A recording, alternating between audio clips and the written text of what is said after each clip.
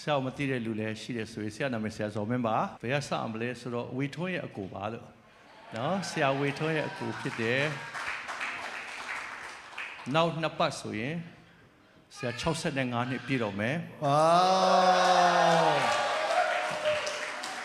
နော်65နှစ်ဆိုတော့တော်တော်တက်ကြီးပြီနော်ဟဲ့နောက်ပြီးတော့မှဒီနှစ်ကဆရာတို့အိမ်အောင်သက်40ပြည့်ပြီဆိုဂျူလာကျရင်ဆရာတို့အိမ်အောင်သက်40ဖြစ်မယ်ပြီးတော့မှသမီး3ယောက်ရှိတယ်ထိုင်းနိုင်ငံမှာနေပါတယ်နေတာတော့36နှစ်9နှစ်ထဲမှာ39နှစ်ဆိုစက်တင်ဘာမှာ39နှစ်ပြည့်မယ်ထိုင်းနိုင်ငံမှာနေတာနော်ဆိုတော့ဆရာကတော့ครับสวัสดีครับพูดภาษาไทยได้เปล่าไม่ทราบว่าใครพูดภาษาไทยได้ช่วยยกมือหน่อยยกมือหน่อยนะဆိုဆရာကဒီနိုင်ငံမှာသင်ဦးဆရာအနေနဲ့ MC သင်ဦးရဲ့သင်ဦးဆရာတပါးဖြစ်တယ်ဆရာတူချာရှိတယ်ဆရာမထွတ်မြတ်ရှိတယ်ဆရာ3ယောက်ကလက်တွဲပြီးတော့မှဆရာတူချာနဲ့ဆရာတော့အစကတည်းရှိတာပေါ့နော်ဆိုဒီနေ့ဆိုနှစ်ပေါင်း36နှစ်ကျော်သွားပြီအသင်းတော်ရဲ့တက်တန်း MCA ပေါ့နော်ဒါလည်းကပဲဆရာကသာသနာယုံမှာလည်းအလုပ်လုပ်ပါတယ် AMG International ဆိုတဲ့သာသနာယုံမှာ National Director အနေနဲ့အလုပ်လုပ်တယ်အဲ့ဒီမှာတော့ဆရာတူတူပဲပေါ့တူတူ MCA အသင်းတော်နဲ့အဲ့ဒီသာသနာမလုပ်တဲ့အချိန်တူတူပဲ36နှစ်ကျော်သွားပြီအခုဒီပြီးတော့ကျွန်တော်ငါစားချိုရအောင် Okay အဲ့တော့ဆရာဇမင်းလို့ပြောလိုက်တာ ਨੇ အရန်ချောပြီးတော့အရန်ခန့်နဲ့ဆရာကြောက်ဆိုတော့ဒါတော့လူတိုင်းကသိပြီးသားဒါပေမဲ့ဒီဆရာထဲမှာရှိတဲ့ဂုဏ်သက်တည်တွေကအင်မတန်မှပြောင်ပြောက်တာဖြစ်တယ်ဘာလို့ဆိုလို့ရှိရင်ကျွန်တော်ဘဝအတွက်အရန်ကောင်းကြီးဖြစ်စေတဲ့အရာကဆရာရဲ့ lecturer တွေဖြစ်တယ်အဓိကဆရာက family mountain ကိုတကယ်ပဲကောင်းကြီးဖြစ်စေတဲ့ဆရာတော်ဖြစ်တယ်အဲ့တော့မြန်မာနိုင်ငံနဲ့မကောက်ဘူးတကဘာလုံးသွားပြီးတော့ဒီမိသားစုတွေကိုတိဆောက်ပေးတဲ့နေရာမှာဘုရားသခင်ကအင်မတန်မှအသုံးပြုတာဖြစ်တယ် breakthrough မဖြစ်တဲ့မိသားစုတွေကဆရာနဲ့တွေ့ရတယ် breakthrough ဖြစ်တယ်တကယ်နော်ကွဲမဲ့ပြဲမဲ့ဆရာနဲ့တွေ့ရတဲ့အရန်ချစ်တော့အဲလိုမျိုးအဲ့တော့လူငယ်တွေကိုလည်းကျွန်တော်ပြောမယ်ကျွန်တော်အမျိုးသမီးကဆရာရဲ့မျိုးစေ့အပြင် तू ကဘာလဲဆိုလို့ရှိရင် तू အဲ့တော့ဟောပေါ့နော်မိုးကုတ်မှာဆရာသွားတင်ပေးတဲ့ချိန်တော့သူတို့တွေကအပြိုလေးတွေသူတို့အဲ့ချိန်တော့ဒါပေမဲ့အသက်တော်ပြန်ဆက်ကပ်ဖို့ရန်အတွက်နော်ဆရာကအဲ့တော့ဖုန်းလေးတွေကိုဆက်ကပ်ခိုင်းတာအဲ့လိုမျိုးပေါ့နော်ဆရာရဲ့လုပ်တဲ့အရာလေးတွေကလူငယ်တွေရဲ့အထိဒီနေ့လူငယ်တွေရဲ့အထဲမှာအထိတကယ်ပဲ impact ဖြစ်တယ်တိဆောက်စရာဖြစ်တယ်ပေါ့နော်အဲ့တော့ဒီနေ့ကျွန်တော်တို့ဒီမှာရှိတဲ့လူတွေကတော့အစုံရှိတယ်အသက်အရွယ်အစုံဒါပေမဲ့အကုန်လုံးကောင်းကြီးဖြစ်မယ်အာမင်တရားမချမ်းကောင်းကြီးဖြစ်မဲ့စီစဉ်ဖြစ်တယ်အာမင်အဲ့တော့ပထမဆုံးအဖွင့်နော်အဲ့တော့အဲ့မိကုန်းလေးကတော့လူတိုင်းနဲ့သက်ဆိုင်တဲ့မိကုန်းလေးဖြစ်တယ်အဲ့မိကုန်းတော့ what the meaning of family အဲ့ဟာလေးပေါ့နော်မိသားစုဆိုတဲ့အဓိပ္ပာယ်ကဘာလဲအနှစ်သာရဘာလဲဆိုတော့ဆရာကအခုပြောပြပြီးမှဖြစ်ပါတယ်သခင်ခရစ်တော်ကဆူတောင်းတဲ့အချက်ထဲမှာပတ္ထနာတော်လို့ကျွန်တော်အားလုံးဆိုတာရှိတယ်မှတ်မိလားဘယ်လိုဆိုလဲကောင်းကင်ဘုံနဲ့ရှိတော်မူသောကျုပ်တို့အဖကိုတော်၏နာမတော်အားယူသည်လေးမြတ်ခြင်းရှိပါစေသောနိုင်ငံတော်တည်ထောင်ပါစေသောအလိုတော်သည်ဘယ်မှာပြည့်စုံတာလဲကောင်းကင်ဘုံမှာပြည့်စုံတကယ်တော့ရေကြီးပေါ်မှာပြည့်စုံပါသခင်ခရစ်တော်တင်လားဘယ်လိုဆုတောင်းမလဲတပည့်တော်တွေမေးတဲ့ခါမှာဒီလိုမေးတယ်သူဖြေတယ်နော်ဆိုတော့ကောင်းကင်ဘုံရဲ့အရာတာကိုလောကမှာခံစားစေခြင်းတဲ့ဘုရားဖြစ်တယ်တင်ကောင်းကင်ကိုမရောက်ခင်ကတည်းကလောကမှာခံစားစေခြင်းတော့ဘုရားကနှစ်နေရာကိုပြတယ်ပထမတနေရာခရစ်တော်ဦးဆောင်တော်ဦးကောင်းဖြစ်တော်အသင်းတော်ဖြစ်တယ်တော့အသင်းတော်ထဲမှာဖြစ်တဲ့အရာတွေအားလုံးကကောင်းကင်အရာတာတွေအများကြီးရှိတယ်ဝိညာဉ်တော်လှုပ်ရှားခြင်းနမိတ်လက္ခဏာပြုခြင်းဝမ်းမြောက်ခြင်းလွတ်မြောက်ခြင်းအဲ့ဒီမြစ်တာကိုခံစားရခြင်းအားလုံးအသင်းတော်ထဲမှာရှိတယ်လို့မျိုးပဲဒုတိယအချက်ကအိမ်တော်ကြီးရဲ့ဦးကောင်းကခရစ်တော်ဖြစ်တယ်။ဘုရားတော်ထဲမှာဒီနှစ်ချက်ပဲရှိတယ်ဒီနှစ်ချက်ပဲတစ်ခုကအသင်းတော်တစ်ခုကအိမ်တော်ကြီးယောက်ျားရဲ့ဦးကောင်းကခရစ်တော်ဖြစ်တယ်။ပြောလားမပြောလားဆိုတော့ဒါပေမဲ့အသင်းတော်နဲ့အိမ်တော်ကြီးကိုဘယ်ကအရင်စဆို family ကအရင်စတာဖြစ်တယ်။ကပောက်ကျမ်းအခန်းကြီး1မှာကတည်းကအိမ်တော်ကြီးစဖို့ရန်အတွက်ဘုရားသခင်ပြောတာဖြစ်တယ်။ဆိုတော့ဘုရားရဲ့နှလုံးသားက family လို့ခေါ်တဲ့အိမ်တော်ကြီးကိုမင်္ဂလာရှိစေမယ်ကောင်းကင်အရာတော်ရစေခြင်းပဲအဲ့ဒီအရာကတကယ်ဘုရားနဲ့သွားရင်ရကိုရတယ်အိမ်တော်ရေးမှာရတယ် အသင်းတော်လေးထိုနည်းတူဆိုပဲဖခင်နဲ့သွားတဲ့ဝိညာဉ်တော်နဲ့သွားတဲ့အသင်းတော်တွေကအဲ့ဒီခွန်အားအဲ့ဒီခံစားချက်တွေရတယ်တနင်္ဂနွေထဲမှာအရန်ပြန်လာခြင်းတဲ့ပုံကိုယ်တွေရှိတယ်ဒီတစ်ပတ်ပြန်သွားတယ်နောက်တစ်ပတ်ပြန်လာခြင်းတဲ့ပုံရှိလားမရှိဘူးလားရှိတယ်ဘာကြောင့်ဆိုဒီမှာဘုရားမျက်မှောက်တော်ရှိသောကြောင့်ထိုနည်းတူဆိုပဲသင်အိမ်တော်ရေးကရက်ွက်ထဲမှာဖြစ်တယ်သင်အသင်းတော်ကအခန်းထဲမှာဖြစ်တယ်အခန်းထဲကဟာဘယ်သူမှမမြင်ဘူး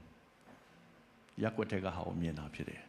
တော့လောကအလင်းလောကစားဆိုတာအိမ်တော်ကြီးအဖြစ်ခရစ်တော်ဥဆောင်တဲ့နေရာကောင်းကင်အရာတော်တင်ပြနိုင်ရင်အဲ့ဒါ family ရဲ့ meaningful ဖြစ်သွားလိမ့်မယ်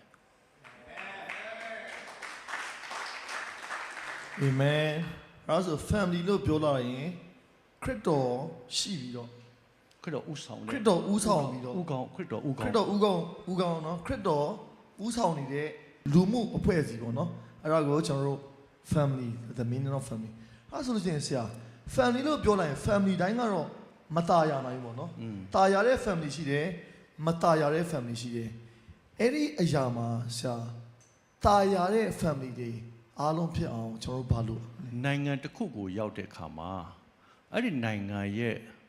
law ကိုသိဖို့အရေးကြီးတယ်အဲ့ဒီနိုင်ငံထဲမှာရှိတဲ့ law အဲ့ဒီနိုင်ငံထဲရှိတဲ့ law ဆိုတာကကိုယ်ဒုက္ခပေးဖို့မဟုတ်ဘူး law ဆိုတာလူမှုအတိုင်းဝိုင်းထဲမှာညီမျှဆိုတာနေတတ်အောင်လုပ်ပေးတဲ့အရာက law လို့ခေါ်တယ်မိပွိုင်းထားတာကကားတွေကိုတားတာမဟုတ်ဘူးအန်တီမဖြစ်အောင်လို့အလှည့်ချသွားခိုင်းတာဖြစ်တယ်ထိုနည်းတူဆိုပဲအိမ်တော်ရေးလို့ပြောလာတဲ့ခါမှာလဲဘုရားရှင်ကသတ်မှတ်ထားတဲ့ law လို့ခေါ်တဲ့သမာတရားတွေရှိတယ်အဲ့ဒါကခရစ်တော်ကဘုရားကလုပ်တဲ့သမာတရားဘာလို့သူဖန်ဆင်းသောကြောင့်ဖြစ်တယ်သူဖန်ဆင်းတဲ့လူကိုအကောင်းဆုံးအောင်မြင်ခြင်းပေးနိုင်တာကသူ့စီကလာတဲ့ law ပဲကိုယ်ပိုင်ကားတွေရှိလိမ့်မယ် Toyota company သမားကကို Toyota ကားစီးတဲ့လူက Nissan company မှာသွားပြင်လို့မရဘူးတခုဖြစ်လို့ရှိရင်ကို Toyota ကိုပြန်သွားရတယ်ဘာလို့ Toyota ကိုပိုင်ပေမဲ့ကားကိုပိုင်တယ်ဒါပေမဲ့ကိုအကုန်မသိဘူးသိတာက company ဖြစ်တယ်ဒါဆိုကိုယ့်ရဲ့ပညာပါလေကိုကားက Toyota ဖြစ်တယ်သိရင် Toyota ကိုပြန်သွားတတ်ဖို့ရည်ကြီးတယ် Toyota ပြောတဲ့အရာကိုနားထောင်တတ်ဖို့ရှိတယ် hybrid ကိုဓာတ်ဆီထည့်မောင်းလို့မှမရပဲ diesel ကားကိုဓာတ်ဆီထည့်ကားလို့မှမရပဲရုပ်တူပဲ diesel ကားနဲ့ဓာတ်ဆီကားရုပ်ရမ်းတူတယ်ဒါပေမဲ့အထဲမှာတိဆောက်ထားတာမတူ manual ဆိုတဲ့စာအုပ်ပါလာတယ်အခုဆို online တင်တယ် online မှာတက်တယ်အဲ့ဒီ manual ကိုကျွန်တော်တို့ကောင်းကောင်းနားလည်ဖို့လိုတယ်ထိုနည်းတူဆိုပဲသစ်ကိုဖန်ဆင်းတာထာဝရဘုရားဖြစ်တယ်ယောက်ျားကိုဖန်ဆင်းတာထာဝရဘုရားမိန်းမကိုဖန်ဆင်းတာထာဝရဘုရားရည်ရွယ်ချက်မတူဘူး purpose လို့ခေါ်တဲ့ဖြစ်ပုံတိဆောက်ပုံမတူဘူးရည်ရွယ်ချက်မတူဘူးအဲ့နှစ်ခုကိုရောရင်ပြဿနာရှိလာတယ်လူလောကဆိုတာ man made laws ရှိတယ်နိုင်ငံအလိုက်ကိုဥပဒေပြုပြီးမှယောက်ျားချင်းလက်ထပ်လို့ရတယ်ဆိုတာမျိုးတွေစိတ်သဘောရဒါယောက်ျားပဲဒါမိန်းမပဲလို့သတ်မှတ်ကြတဲ့အခါမှာမျိုးစုံဒီဒါတွေအားလုံးက man made law ဖြစ်တယ်ဘုရားသခင်လှုပ်ထားတဲ့ law မှာလူယောက်ျား2ယောက်ပေါင်းရင်ဘယ်တော့မှကလေးမရဘူးလူမိန်းမ2ယောက်ဘယ်လောက်ပဲ man made law အဖြစ်လှုပ်ကလေးမရနိုင်ဘူးဘုရားသခင်ထားတဲ့ law အတိုင်းပဲလိုက်ရတယ်ဆိုလိုတာကအစင်မပြေတဲ့လူတွေရှိပါတယ်သို့တော့အစင်မပြေကြီးကိုကျွန်တော်ကောင်းအောင်နားလည်ပြီးတော့မှတမန်တရားကိုယုံကြည်ခြင်းနဲ့ရရင်ရပါတယ်တခါလေမှာကိုယ့်ရဲ့ယဉ်ကျေးမှုကိုယ့်ရဲ့ background ကြောင့်ခက်ခဲမှုတွေကြုံတတ်တယ် background ကိုမှားတယ်လို့မဆိုလို့တချို့ကြတော့မှားတာတွေရှိတယ်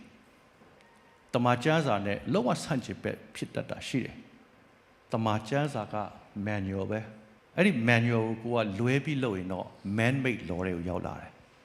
man made law တွေကိုရောက်လာလို့ရှိရင်တော့အနောက်ကအဖြေကအစင်မပြေဘူးပေါ့သို့တော့ဘုရားရှင်ကသင်ကိုချစ်တယ်ဘုရားဖြစ်တယ်ဘယ်အရာမဆိုနှုတ်ကပတ်တော်မှာအပြတ်ပြန်ယုံပြီးတော့တမန်တရားကိုသိရင်လွတ်ချင်းပေးတယ်ဘုရားဖြစ်တယ်ပြန်ပြောမယ်နော်ဆိုတော့တမန်တရားကိုမသိတဲ့အချိန်မှာကိုယ့်ရဲ့ယဉ်ကျေးမှုကိုယ့်ရဲ့လူမျိုးရေး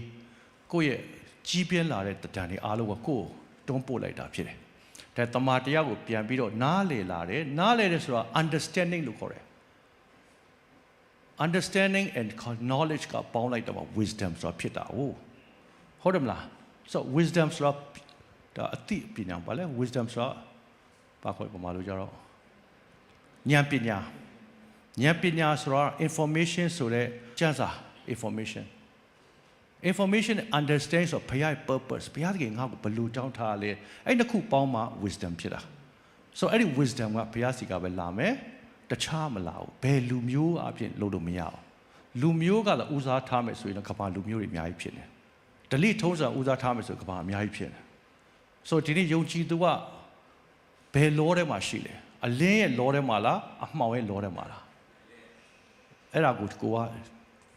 မြစ်တာနဲ့ပေါ့နော်နားလေသွားတဲ့ခါမှာသဘောပေါက်တဲ့ခါမှာအဆင်ပြေသွားပါတယ်ဘောလုံးကွင်းမှာအရှိမကာတဲ့လူနဲ့အနောက်မှာကာတဲ့ကာကွယ်တဲ့လူမတူကြဘူးလေဂိုးသွင်းတဲ့လူကတော့နာမည်ကြီးတယ်ဂိုးဖမ်းတဲ့လူနာမည်ကြီးနိုင်တယ်ဒါပေမဲ့ကန်တဲ့လူနာမည်ကြီးနိုင်နောက်မှာ backup လုပ်တဲ့လူတွေနာမည်မကြီးသို့တော့တကွင်းလုံးတစ်ဖွဲ့လုံးလူတယ်လေနော်အဲ့လိုပဲပေါ့အရေးကြီးတာကဘုရားပုံတော်ထင်ရှားဖို့ဖြစ်တယ်အာမင်အဲ့တော့အစင်မပြေမှုတွေဆိုတော့လူတိုင်းမှာရှိတတ်တယ်ဒါပေမဲ့သမာတရားကိုတကယ်သိပြီဆိုရင်ဒီဟာကကျွန်တော်တို့ပြန်ပြီးတော့လွတ်ချင်းခွင့်ပေးနိုင်တယ်မိသားစုလိုပြန်ပြီးကောင်းကြီးဖြစ်နိုင်တယ်ပေါ့နော်အဲ့တော့ရန်ကောင်းကြီးဖြစ်တယ်ဆရာနောက်တစ်ခုကတော့ဒါတော့မိသားစုတော်များများမှာကြုံနေရတဲ့ပြဿနာစကားလုံးလေးတစ်လုံးရှိရပေါ့နော်တမာတရားထဲမှာလည်းပြောတဲ့အရာကမညီရောသဘောမထိုင်ရဘူး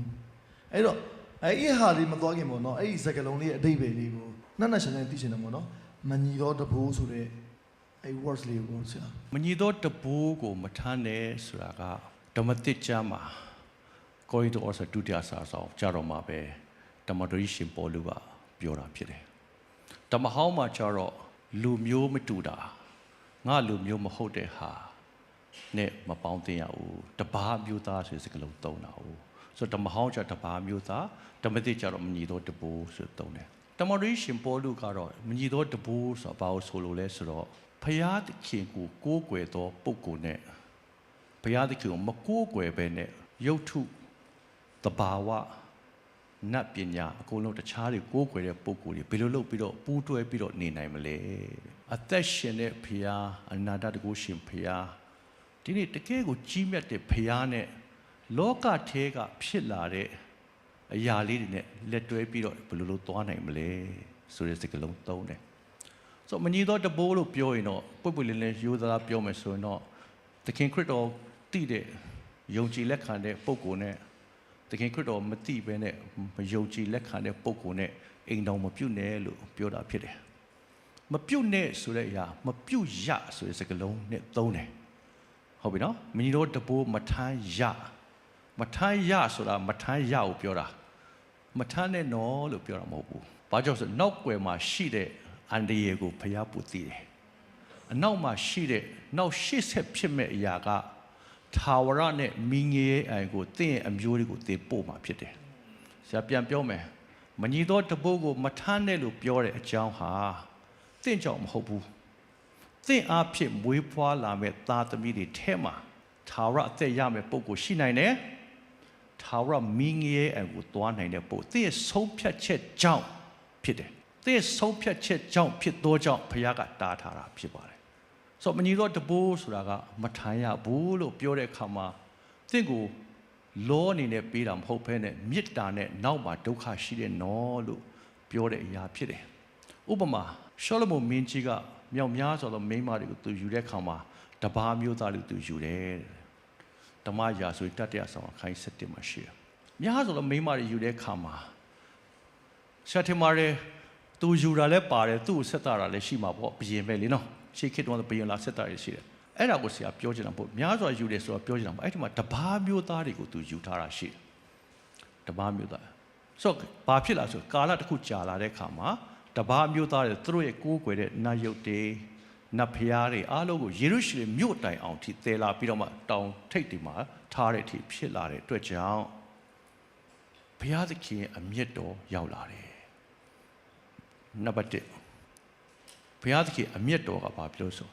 မင်းကိုငါပြောတယ်တပါးပြောသားနဲ့မစုံဖက်ရလို့ပြောထားတယ်မလားနော်မစုံဖက်ရလို့ပြောထားတယ်ဘာဖြစ်လို့စုံဖက်တယ်လဲအခုကြည့်သူ့ရဲ့သွေးသားတွေကဘုရားကိုပုံကန်းတဲ့ပုံကိုယ်တွေရောက်လာတယ်တိုင်းပြည်နှစ်ပိုင်းကွဲသွားတယ်ပထမလည်းဘုရားဘာပြောဆိုမင်းမှာရှိတဲ့တိုင်းပြည်အလုံးငါပြန်သိမ်းမယ်တဲ့မင်းကငါဘယင်ယာတို့ကငါဖြုတ်ပလိုက်မယ်ဘုရားသခင်စိတ်ဆိုးလို့ပြောတာမဟုတ်ဘူး ဒီနေ့ကျွန်တော်တို့နားလည်ဖို့ရန်အတွက်ဘုရားသခင်ပြောတာဖြစ်တယ်ဒါပေမဲ့ငါဒါဝိဒ်ရဲ့မျက်နှာကိုထောက်ပြီးတော့တဲ့နော်ငါတပြည်တော့ပြင်မယ်ယူဒပြည်မျိုးငါပြင်မယ်ဆိုတော့ယူဒပြည်ပဲဘုရားကိုကိုးကွယ်သွားတယ်နောက်ပိုင်းမှာတွေ့လိမ့်မယ်ဣသေလတိုင်းပြည်ကလူတွေမြောက်များစွာကရုပ်ထုကိုးကွယ်တဲ့ပုံကိုယ်တွေထဲမှာဘုရားကိုမကိုးကွယ်တဲ့ပုံကိုယ်တွေအများကြီးဖြစ်သွားတယ်လူအနေနဲ့ကြည့်ရင်တော့ကိုးကွယ်ခြင်းကွဲသွားတယ်ဒါပေမဲ့ဝိညာဉ်သဘောနဲ့ကြည့်ရင်များစွာသောသူတွေထာဝရမင်းငယ်အောင်ရောက်သွားတာဖြစ်တယ်ဘု து ကြောင့်လဲတယောက်တော့သူရဲ့ဆုံးဖြတ်ချက်ဒီနေ့ကျွန်တော်အသက်တာထဲမှာတင့်ရဲ့ဆုံးဖြတ်ချက်ကြောင့်တင့်ရဲ့သားသမီးမြေးမြစ်ကိုငရဲမပို့နဲ့ဘုရားကအဲ့ဒါကိုပြောနေတာဖြစ်တယ်လူတိုင်းထိတယ်အရွယ်တစ်ခုမှအရန်ချစ်ကြိုက်တော့အရန်ခံစားပြီးတော့မှမတတ်နဲ့ပြောင်းလဲမှာပေါ့တချို့လဲကျေးဇူးတော်ကြောင့်ပြောင်းလဲတာလည်းရှိတယ်အဲ့ဒါကျေးဇူးတော်အဲ့ဒါလမ်းကြောင်းမဟုတ်ဘူးပြန်ပြောမယ်ကျေးဇူးတော်ကြောင့်ပြန်ပြောင်းလဲတာရှိတယ်ဒါပေမဲ့အဲ့ဒါကျေးဇူးတော်ကြောင့်အဲ့ line ကိုမလိုက်နဲ့တင့်ကလေးတဲ့နေထိုင်တဲ့အရွယ်တစ်ခုမှလေးစဉ်းစားငါအဖေပဲလိုက်ရမလားငါအမေပဲလိုက်ရမလားတနာစေသိကောင်းတယ်နော်ယုံကြည်သူနဲ့အိမ်တော်ပြုတ်တဲ့ခါကျတော့လိုက်เสียလမ်းမရှိတော့ဘူးဒီတလမ်းပဲငယ်ရွယ်စဉ်ကတည်းကတမန်တရားတွေမှာသူကသွားလိုက်တယ်သူဖြစ်တော့ကြောင့်ဖခင်ရဲ့မင်္ဂလာကကြီးတော်မူတော့ရှမွေလဟာရှမွေလကိုစဉ်းစားမယ်ဆိုရင်ငယ်ရွယ်စဉ်ကတည်းကဖခင်တွေပဲသွားတော့ကြောင့် prophet ကြီးဖြစ်လာတယ်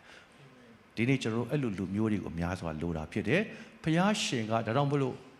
ငါကားတဲ့နော်ဘယ်လိုလုပ်ပြီးတော့တဲ့နတ်ဆိုးတို့နဲ့အတူတွဲပြီးနေရမလဲတဲ့ဖခင်ဘက်ကပြောတာနော်သင်ရဲ့ဖခင်ငါဖြစ်တယ်တော့ဒီနေ့ကျွန်တော်အသက်တာထဲမှာမညီသောတပိုးဆိုတာကနီးမျိုးစုံနဲ့ကျွန်တော်တို့ကိုသွေးဖယ်စေတဲ့စာတန်ရဲ့လှည့်ကွက်တစ်ခွက်ထဲမှာရှိတယ်မှန်ပါတယ်အရွယ်တစ်ခုရောက်လဲချစ်တာကြိုက်တာတွေနဲ့ရှိကောင်းရှိမယ်ဒါမဲ့ဆုံးဖြတ်ပါအဲ့ဒါဘုရားသခင်အလိုတော်မဟုတ်ဘူးများစွာသက်တည်ရှိတယ်အရေးမကြီးပါဘူးခရစ်တော်ကြောင့်ပြောတာပေါ့ပြောလိုက်တော့လေခရစ်တော်လက်ခံနဲ့နှိချင်းခံသွားသေးတယ်သူကဟောဆိုတော့သူကယူပါယုံကတော့မိမရပါပြီအကြောင်းနှိချင်းခံတဲ့ပုံကိုရှိလားမရှိလားရှိပါတယ်တကယ်မပြောင်းလဲပါဘူးမပြောင်းလဲပါဘူးတစ်သက်လုံးဆူတောင်းရတဲ့ပုံကိုရှိတယ်အသင်းတော်တွေမှာဩဝါဒမှားလို့မတင်တဲ့အတွက်ကြောင့်အသင်းတော်ထဲမှာမညီသောတပိုးထားလို့ရှိရင်အဲ့ဒီသူတို့ဆူတောင်းနေရတာနဲ့ပဲအသင်းတော်အေဝကလေးမလုံနိုင်တော့ဒီထဲမှာပဲဒီမိသားစုလေးတွေကပြဿနာခက်ခဲမှုကြုံတော့ကိုယ့်ထဲမှာပဲကိုရှုပ်သွားကြတယ်ဘုရားကမြောင်များသောပျောက်ဆုံးဝိညာဉ်ကိုရိတ်သိမ်းခြင်းနဲ့ဘုရားဖြစ်တယ်ဆိုတော့ကိုယ့်အထဲမှာကိုကဩဝါဒကိုကောင်းကောင်းလေးပေးထားဖို့လိုတယ်လို့ဆရာပြောချင်ပါတယ်တော့မညီသောတဘိုးဆိုတာအင်မတန်မှကြောက်စရာကောင်းတဲ့အရာဖြစ်တယ်သင်မတွေ့ဘူးဒါပေမဲ့ရှေ့မှာဖြစ်တယ်ဘယ်သူသိလဲဘုရားသိတယ်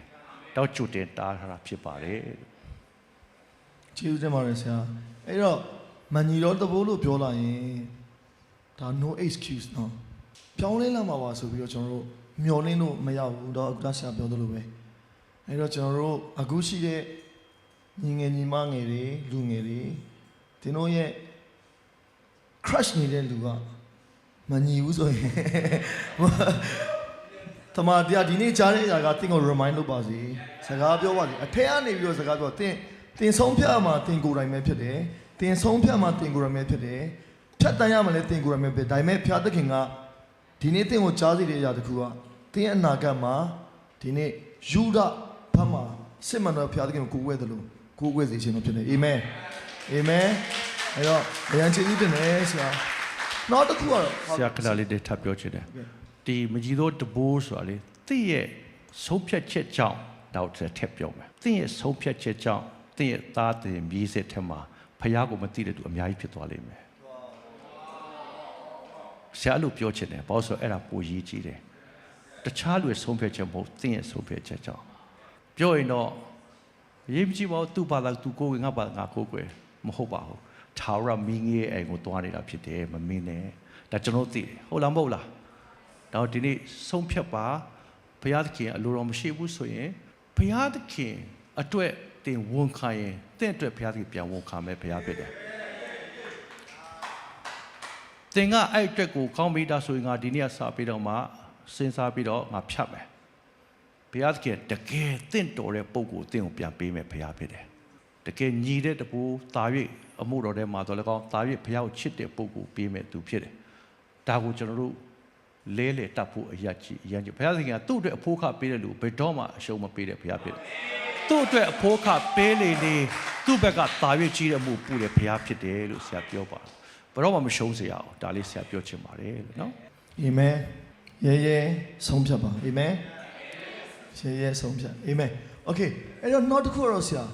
ဒါကတော့တချို့မိသားစုတွေတကယ်ကောင်းကြီးဖြစ်ဖို့ဖြစ်တယ်ဘာလို့ဆိုတော့အဲ့ဒီလမ်းကိုရှောက်လန်းထားပြီးသားလူတွေရှိတယ်ကျွန်တော်တို့အတင်းတော်မိသားစုတွေမှာမညီရောတဘိုးနဲ့အခုစိတ်ပင်ပန်းတဲ့လူတွေရှိကောင်းရှိနိုင်တယ်သူတို့အတွက်ကောင်းကြီးနဲ့ပြန်ပြီးတော့သွားနိုင်မှုအဓိကပေါ့ပါခြင်းနဲ့ပြန်လည်သွားနိုင်မှုဆရာပြောလို့များအချမ်းပေးနိုင်မှာ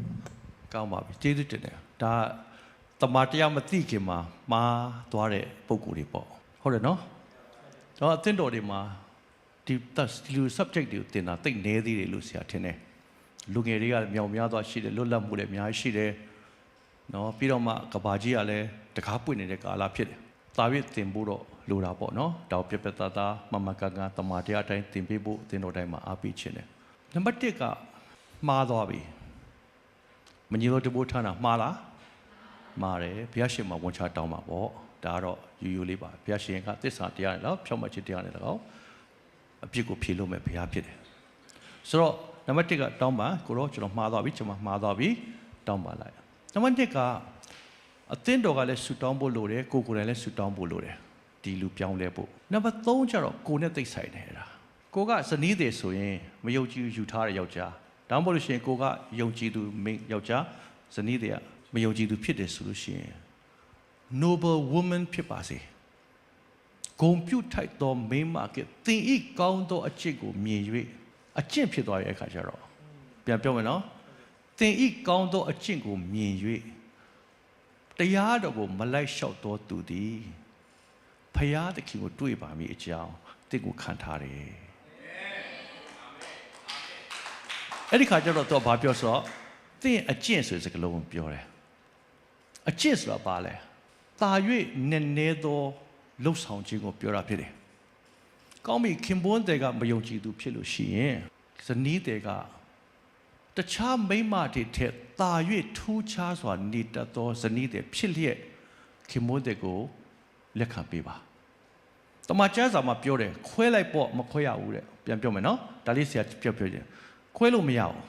နော်တစ်ကောအခန်းကြီး9မှာရေးထားတယ်ကိုရီတိုဆောပထမဆုံးအခန်းကြီး9မှာရေးထားပါတယ်ဆက်ဖတ်လို့ရှိတင်တို့တဲတွင်မညီသောတဘိုးထမ်းထားတဲ့သူရှိလို့ရှိရင်တဲ့နော်နံပါတ်1ကဘာပြောလဲဆိုတော့ဒီနှစ်ယောက်စလုံးကတယောက်ကမနေချင်တော့ဘူးဆိုရင်တော့ပေးသွားလိုက်ပါတဲ့ဟုတ်ပြီလားယုံကြည်သူနဲ့မနေချင်တော့ဘူးဇနီးတဲ့ကမနေချင်တော့ဘူးဆိုရှင်တစ်ကောအခန်းကြီး9မှာရှိတယ်ငယ်7ကိုသွားရအောင်ကျွန်းသောသူတို့ကိုသခင်ဖျားသည်ကိုယ်တိုင်မကြည့်ပဲငါပြည့်ညတ်သည်ကတစုံတယောက်သောညီအကိုသည်မယုံကြည်သောမယားရှိ၍ထိုမယားသည်မိမိခင်ပွန်းနှင့်နေစေခြင်းဟာအလိုရှိလေမကွာစေနဲ့ထိုနည်းတူမိန်းမသည်လည်းမယုံကြည်သောခင်ပွန်းရှိ၍ကိုယ်ခင်ပွန်းသည်မိမိမယားနှင့်နေခြင်းကအလိုရှိလေမကွာစေနဲ့ဆိုနံပါတ်1ကအခုချိန်မှာယုံကြည်သူမယုံကြည်သူအတွဲဖြစ်နေပြီဆိုရင်မကွဲပါနဲ့ဟုတ်ပြီနော်ဒါပေမဲ့ဟိုတယောက်မရအောင်ငါကွဲတော့မယ်ဘာညာဆိုလဲပေးကွဲလာပေါ့ဒါကတော့မတတ်နိုင်ဘူးတိုးတော့ပေးမကွဲရအောင်ဒါနံပါတ်1အဲ့ဒါကိုကျွန်တော်ဆက်ပြီးလက်ခံထားဘာလို့သူမှာသာသမီတွေရှိတယ်သူမှာဘုရားခင်အလုတ်လုံနိုင်သေးတယ်ဆူတောင်းလို့ရတယ်ခရစ်တော်ကြောင့်ပြောလို့ရသေးတယ်ဂျေဇုတော်နဲ့ပြောင်းလဲလာနိုင်တယ်ဆိုတဲ့အလားအလာရှိအရန်ကြီးခက်ခဲလို့သူကငါမနေတော့ဘူးနင်မောင်းချတယ်ဘာညာဆိုရင်တော့တမျိုးပေါ့ဒါကိုပြောရပြစ်ဆိုတော့မခွဲပါနဲ့တဲ့ထိုနည်းတူမိန်းမသည်လည်းမယုံကြည်သူပြီးတော့မှအငယ်အเจ้าမူကားမယုံကြည်သောလင်သည်မိမိမယားအဖို့စင်ကြယ်၏ဆိုတော့ဘဒုကအပြစ်ဖြစ်တာလဲဆိုတော့မယုံကြည်သူကယူမိလို့အပြစ်ဖြစ်တာမယုံကြည်သူကယူလို့ဖြစ်တာမဟုတ်ဘူးနားလမ်းသိနော်ယုံကြည်သူကတမန်တရားကိုသိရသားနဲ့မညီတဲ့တဘိုးထမ်းပြီးသွားတဲ့အတွက်ကြောင့်သူကပြဿနာရှိတာဟိုတယောက်မှပြဿနာမရှိဘူးဟိုတယောက်ကသူ့အတူမယုံကြည်သူပဲငကိုတဲ့ဖျောက်မသိတဲ့သူကတတ်နေတဲ့ဘာမှပြဿနာမရှိဘူးနားရလားနော်သူကပြဿနာမရှိဘူးအဲ့တော့ तू ပြောသေးတယ်အเจ้าမကမယုံကြည်တော့ဒါကြောင့်မလို့တဲ့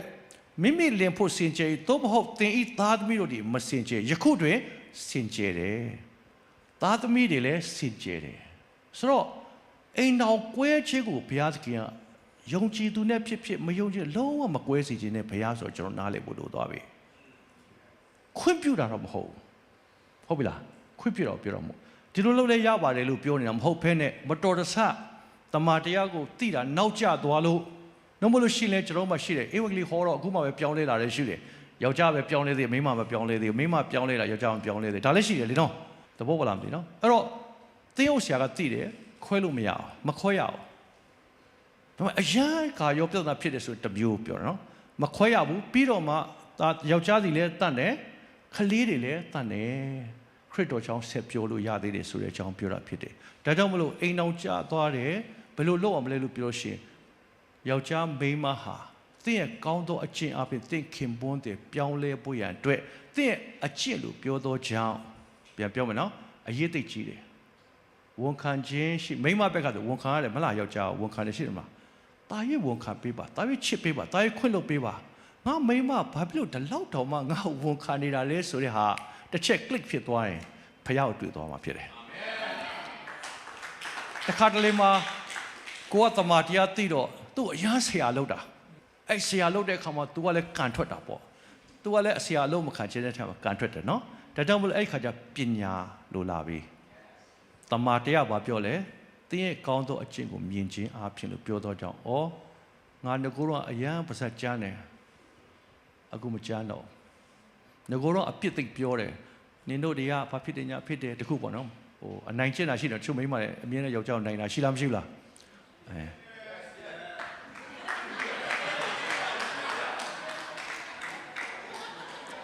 ဆိုတော့အဲ့ဒီခါမှာအရေးကြီးဆုံးကခင်ပွန်းတယ်လေတူပြီးဆိုတော့ဇနီးတယ်ကိုခင်ပွန်းတယ်ခေါင်းပြောချင်တာကသူဟာယုံကြည်သူဖြစ်သောကြောင့်ယုံကြည်သူရဲ့အလင်းကိုလင်းနေတယ်ဆိုတာတခြားယောက်ျားတွေနဲ့မတူဘူးဆိုတဲ့အထိသင်ရဲ့တက်တည်လာရင်သူတို့ကဘာကြောင့်လဲဖခင်ကိုတွေ့တော်မှာဖြစ်တယ်။သခင်ခရစ်တော်သင်တာသင်ဟာလောကရဲ့စာလောကရဲ့အလင်းလို့သင်လားမသင်ဘူးလား။သင်တယ်နောက်ဆုံးတစ်ချက်ကဘာပြောလဲသင်တို့ရဲ့ကောင်းသောအကျင့်ကိုမြင်၍ဖခင်ရဲ့ဘုန်းတော်ထင်ရှားစေပါ။အဲ့ဒါကဘု து လောက်တာလဲဆိုတော့ယုံကြည်သူအချင်းချင်းမိသားစုထဲမှာလုပ်တဲ့ဧဝံဂေလိသင်ကိုပြောတာဖြစ်တယ်။မောင်နှမအချင်းချင်းဧဝံဂေလိလို့အရန်ခက်တယ်မိဘကိုလို့ကတော့ပိုခက်တယ်ဟုတ်တယ်နော်အဲ့ခါကျတော့ဘာကြည့်ဆိုသင်ရဲ့အချစ်ကိုကြည့်တာသင်ကြည့်ကငကိုတော့လူငယ်တော့ဟိုသွားသူတငယ်ချင်းတွေရှောက်သွားတယ်ပြန်မလာဘူးအိမ်အောင်ယုံကြည်သူဖြစ်တော့ဘုရားเจ้าကသွားနေတယ်ပြန်မလာဘူးတူတူပဲပြန်ပြောမယ်နော်ဘုရားเจ้าမှာဟိုအရန်သွားနေတာလဲတူတူပဲဘာလို့ဆိုသူ့ဘက်ကကြည့်တာဘာပြောင်းလဲသွားငကိုတော့တငယ်ချင်းတွေဟန်ကောက်လုပ်တယ်လက်ဖေးဆိုင်မှာသွားတယ်ခရစ်တော်ရသွားပြီးတော့ဘုရားเจ้าမှာပဲနေပြီးပြန်မလာဘူးဟန်ကောက်လုပ်နေတယ်သူ့အတွက်ကဘာသာပြောင်းသွားတယ်အချစ်မပြောင်းဘူးလို့သတ်မှတ်လိုက်အိမ်မှာမနေရဘူးဘုရားကျောင်းမှာနေရမယ်လို့ပြောတာမဟုတ်ဘူးသင်မိဘကိုဘယ်လိုပြောင်းလဲပြီးတော့ဆက်ဆံလဲဆိုတဲ့အယုံကွာသွားပြီငကိုတော့လာစားမပို့အခုလာစားပို့တဲ့သူဖြစ်ဖို့ရည်ကြီးတယ်ငကိုတော့အဖေကိုဆုံးဖုန်းဆက်ဖို့အခုကျွန်တော်ဖုန်းဆက်အဖေကိုချစ်တယ်နော်ဒါပြောတတ်တဲ့သူဖြစ်လာတယ်ငကိုတော့အမြဲတမ်းအမေဖေကိုအရာသတိထားတဲ့လူဖြစ်သွားတယ်အိမ်ရောက်နေပြီးတယ်နှိပ်ပြီးတယ်မိဘအတွက်အရာလှုပ်ပြီးတော့ဟာဒီကောင်လေးကပြောင်းလဲသွားတယ်ငကိုကရှောက်ပြောင်းနေတာဒီကောင်ဘာကြောင့်ခရိယန်ဖြစ်လဲပြီးတော့ဒီကောင်ပြောင်းလဲသွားတယ်အဲ့ဒီ click ရသွားဖို့ကသင်အကျင့်လိုတယ်အဲ့ click ရသွားရင်သူတို့သိသွားတယ်ဩဘာကြောင့်ဆို तू ဘာသာပြောင်းတယ်ဘာသာပြောင်းတော့အကျင့်ပြောင်းတယ်အကျင့်ပြောင်းတော့ဘာလို့ဖယားကြောင့်အဲ့လိုနဲ့ तू ကသူ့ကယ်တင်ချင်းပြောတဲ့နေ့ကမိသားစုကိုယ်တင်ချင်းပြောတဲ့နေ့ကအဲ့နေ့ဖြစ်တယ်ဧဝံဂေလိပြောတာတော့ပြောအောင်တချို့ကျတော့ဧဝံဂေလိသင်တန်းတက်ထားတော့အဖေမျိုးရမ်းပြောချင်တာကိုယောက်ျားရေးလေပြောတာနင်မရသေမယ်နော်ငရဲသွားမယ်မှားလားတော့မမှားဘူးဒါပေမဲ့တိုင်မင်မှားတယ်တမန်တော်လည်းပြောရမယ်ဒါပေမဲ့ကိုယ့်ဘက်ကကောင်းသောအကျင့်နဲ့ဘုရားဘုန်းတော်ထေရှားဖို့အရေးကြီးတယ် Thank you ဆရာအဲ့ဒါအရင်ရေးကြည့်ရနော်ဘာလို့ဆိုကျွန်တော်တို့ယုံကြည်သူဖြစ်ပြီးဆိုရင်အမြဲတမ်းသိတာတခုကအင်္ဂလိပ်လောက်ချင်တယ်လေနော်လူတိုင်းဘာသူမဆိုပါပဲများသောအားဖြင့်တော့အခုနောက်ပိုင်းဆိုရင်ယုံကြည်သူဖြစ်ရင်အင်္ဂလိပ်လောက်မလို့ဆိုတည်တဲ့အခါမှာအရင်လောက်ချင်တယ်ဒါပေမဲ့ခုနကဆရာပြောတဲ့ tips ကပိုရေးကြီးတာတင်းစကားပြောတာထက်တင်းရဲ့အချင်းကပိုပြီးတော့အသံကျေတယ်နော်အင်္ဂလိပ်စကားထဲမှာဆိုဘာပြောလဲ action speaks louder than word အဲ့တော့ကျွန်တော်တို့ရဲ့ကိုယ်ကာယအချင်းကပိုပြီးတော့စကားပြောတဲ့ခြေတဲ့အတွက်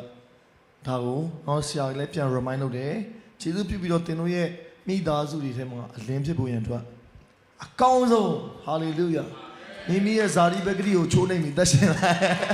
အာမင်အာမင်ကောင်းကြီးရန်ဖြစ်လိမ့်မယ်နော်အာမင်ဆရာဖြစ်နော်ဖျားသခင်အပ်ထားတဲ့အဲ့ဒီမပြောင်းလဲသေးတဲ့သူကသင်ရဲ့တရဖူဖြစ်လာမှာဖြစ်တယ်အာမင် ဆိုဆရာတစ်ပေခိုင်း3ငယ်တစ်က1နဲ့2ကိုဆရာဖတ်ပေးမယ်တစ်ပေ3 1နဲ့2အထက်ဆိုခဲ့ပြီးသည့်ဤတူမိမတို့ကိုခင်ပွင့်အုပ်ဆိုးခြင်းကိုဝန်ခံကြလော့တို့ပြု၍နှုတ်ကပတ်တရားတော်ကိုနားမထောင်သောယောက်ျားအချို့ရှိလေထိုသူတို့သည်တရားမနာတော်လဲလာမယ်နော်တရားမနာတော်လဲဖျားသခင်ဤနှုတ်ကပတ်တရားတော်ကိုနားမထောင်သောယောက်ျားတရားမနာတော်လဲတင်တို့၏ကြောက်ရွံ့ခြင်းနှင့်စင်ကြယ်သောအကျင့်တို့ကိုထောက်၍မိမိမယား၏အကျင့်အားဖြင့်သွေးဆောင်လျက်အတူပါမိအကြောင်းရှိတယ်အဲ့ဒီနှုတ်ကပတ်တော်ကအယံ powerful နှုတ်ကပတ်တော်ဖြစ်တယ်မိမတွေလုံးဝမလုပ်ချင်တဲ့အရာဖြစ်တယ်ဆရာတို့မိတ်ဆွေရှိတယ်အမျိုးသမီးကအသက်ကြီးတယ်မျိုးသားအသက်ငယ်တယ်အမျိုးသမီးကဆိုရှယ်လစ်ခေတ်မှာသူနာပြုဖြစ်တော့လာစားကောင်းတယ်အလုပ်ရှိတယ်ယောက်ျားကအစိုးရဝန်ထမ်းတစ်ဆက်မှာလုပ်တယ်ဆိုတော့လာစားကနေတယ်တစ်ဆက်မှာလုပ်တဲ့အတွက်ကြောင့်ခင်ပွန်းတွေကအလုပ်ကျန်းဆိုတော့နည်းနည်းလေးတောက်တတ်တယ်အဲ့တော့မိမကဖျားလက်ချစ်တယ်အေဝကလေးဟောတယ်တကယ်လည်းရမ်းရဲတောက်ခက်တယ်နော်အဲ့တော့သူတို့နှစ်ယောက်အစီမပြေဘူးလင်မယားဘတော့မှအစီမပြေဘူးဘာလို့မိမရှက်တာပေါ့သူ့အဖြစ်ပြောင်းလဲလာတဲ့ယောက်ျားလေးဒီကလေးတွေပါဆိုလဲသူ့ယောက်ျားတွေ့တာနဲ့ပဲယောက်ျားကဒါလည်းတောက်တယ်ဆိုတော့မဖြစ်ဘူးလေနော်အဲ့တော့သူကလည်းအိမ်မှာနည်းနည်းတောင်းချမ်းတာပေါ့ရှင်ကဘာလို့ပဲတောက်နေအလကားနေတောက်နေတာပဲစုံတာပေါ့နော်ငွေလဲရှာနိုင်တယ်ပြီးတော့မှအာနာလည်းနည်းနည်းပိုရှိအသက်လည်းနည်းနည်းပိုကြီးတယ်လာဒူးလည်းနည်းပိုကြီးတဲ့ခါမှာဒါဖြစ်တတ်တဲ့အရာဖြစ်တယ်ဒါပေမဲ့သူကဒီကျမ်းပိုက်ဖတ်တိုင်းမှာသူကယောက်ျားကိုမဝန်ခံနိုင်ဘူးဘာလို့မဝန်ခံလဲဆိုတော့ဝန်ခံစရာအကြောင်းမရှိဘူးဒီယောက်ျားအထင်ကြီးစရာမရှိဘူးပေါ့ဒါတမန်ကျမ်းလာဘာပြောလဲဝန်ခံပါလို့ပြောလားမပြောလားပြောတယ်ဝန်ခံတယ်ဆိုတာ submission ကိုပြောတာနော် obey ကိုပြောတာမဟုတ်ဒါလည်းကျွန်တော်သိအောင် obey ဆိုတာစစ်တပ်ကပြောတဲ့အရာနားကိုထောင်အောင်မနားလို့မရအောင်မဟုတ် submit လို့ပညာရှိတာ submit လုပ်တတ်တယ်နှိမ့်ချခြင်းကိုပြောတာ submission ဒါနှိမ့်ချခြင်းကိုတင်တာလေနော်တကယ်ဆိုတော့ဒီမျိုးသမီးကဘရောမရအေဝီလီခေါ်တယ်လို့ခေါ်တယ်အဲ့ဒါဆရာအဖေရဲ့မိတ်ဆွေတွေဖြစ်တယ်ဆရာအဖေပြောပြတာဆိုတော့ဆရာအဖေကိုပြောတယ်ကိုတမောင်ထွန်းအဲ့ဒီကျမ်းပိုက်ဘလို့မြင်လဲယောက်ျားဝန်ခံမှာဒါယောက်ျားတော့ဟုတ်တယ်ကျမယောက်ျားတော့မပါဘူးဘာလို့သူ့ယောက်ျားကအရက်တောက်တယ်မူးပြီးပြန်လာတယ်တာဝန်မကျေဘူးအစုံမဲ့ပေါ့အပြစ်တွေပြောရင်ရတယ်ဒါနှစ်ပေါင်းမြောင်များစွာမပြောင်းလဲဘူးယောက်ျားသူလည်းမပြောင်းအိမ်တော်ကြီးမှလည်းမပြေလဲဘူးပေါ့အဲ့တော့အိမ်တော်ကြီးမပြေလဲလည်းပေါ်လာပြီတွေ့လားနော်ပေါ်တမတရားကိုသူမလုံနိုင်ဘူးလေနော်နောက်ဆုံးတော့သူလည်းလက်မြောက်တယ်ပဲပြောကြပါစို့ကာလတစ်ခုရောက်လာတဲ့ခါမှာဒါဆိုလည်းငါမဖြစ်ဘူးငါယောက်ျားကိုခံတော့မယ်ဆုံးဖြတ်တယ်ယောက်ျားပြန်လာတဲ့ခါသူဝန်ခံတယ်ပါဇက်ပိတ်ပြီးဝန်ခံတယ်လုံးဝမခံနိုင်ဘူးယောက်ျားလည်းမူးပြီးပြန်လာတယ်မမူးရင်လည်းအိမ်မပြန်လာရဲဘူးပေါ့ယောက်ျားဘက်ကညနေပိုင်းပြန်လာတယ်ထမင်းတဲတယ်ထမင်းခူးပြီးတော့ကျွေးတယ်စကားမပြောယောက်ျားကလည်းဘာပြောငါမင်းမထမင်းအပားတွေမှာထမင်းခူးထားပြီဆိုတော့လေထိုင်စားဖို့ရက်တော်လေးပဲခတ်ပြီးတယ်ပါဇက်ကတော့တော်တော်လေးတော့กว่าแต่ဘာလို့လဲသူဝန်ခံနေတာပိတ်ထားတယ်နောက်တစ်ရက်ဝန်ခံတယ်တတိယရက်ဝန်ခံတယ်စတုထရက်ရောက်တဲ့ခါမိန်းမယောက်ျားမခံနိုင်တော့ပထမနေ့တော့သူပင်ပန်းတယ်တဲ့ဒုတိယနေ့မှာအရန်ပင်ပန်းသေးတယ်တတိယနေ့ကျတော့စပြီးတော့လွတ်သွားပြီမိန်းမလေသူ့ယောက်ျားကိုသူပြုစုတဲ့အပေါ်မှာသူစိတ်ပူတာမရှိတော့ကောင်းကောင်းစားရတယ်စားပါညာဖြစ်လာတော့ယောက်ျားနေငါ့ကိုအစိတ်ထည့်ပြီးတတ်နေတာလား